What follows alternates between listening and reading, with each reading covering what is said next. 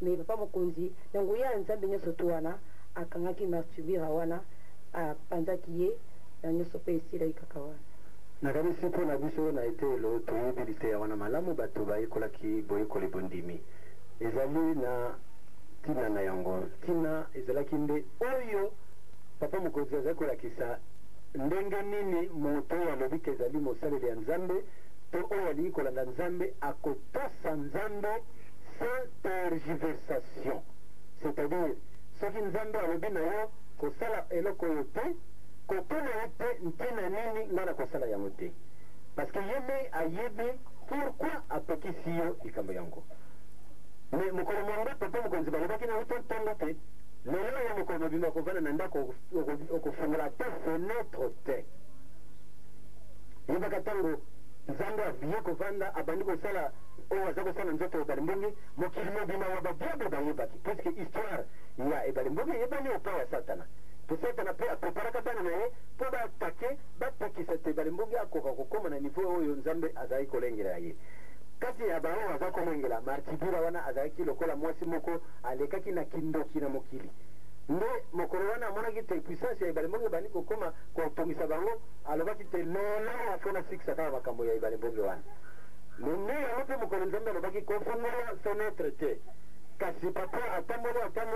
soki eloko nini elobaki na ye afungola kaka mpo soki mpe nzambe kaka puiske alingaka kotosa bayembakisa ntango afungolaki kaka amonaki se lokola babwakele mai ya pio mbala moko asala boye moeza te asala akomi kolenga se lokola mwana moke lokola fei alengaka akomi kolenga akomi vraiment azopenga nzambe koloba te tout ça dina suka na yopa nzambe alobi na kende na sanctuaire kamata mai misopela mai ya sanctuaire nde ntango asalaki yango ekomaki mwa malamu me akendeki komibomba te kino boyoki oyo nyonso elekaki na diablesse wana likambo mosusu tosengeli koyeba ezali nini nguya ya nzambe basakana na yango te talaka nzambe aza kosola na ebale mbonge mpe ebale mbonge atondaki na nguya na ngonga yango mais lokola diablesse wana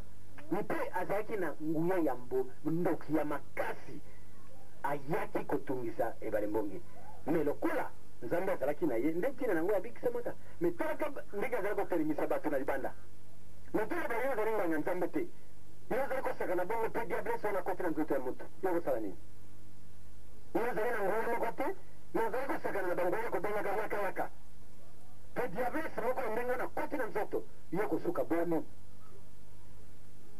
soki balobi liboso te obenga yakayaka liboso te obenga mosantu obenga diable zala nganga nzambe pote nganga nzambe balakisi ye eloko yokoyoko nguya mabe nyonso azala diable azala lima ya mabe azala puissance satanique azala baange déchu azala bapuissance bacomposition ndenge na ndenge nganga nzambe ayebi eloko nini akosala mpona koneutralize ye mais soki yo oza kosakana koloba yakayaka omwa mosantu moko to nkoko moko to nani ya ye oyebi te mokolo diable ya makasi akoya yo kosuka boni donc makambo nzambe basakana na yango te esengeli kolanda nango na etape na yango mpo te tukoka kolonga na yango nakanisi te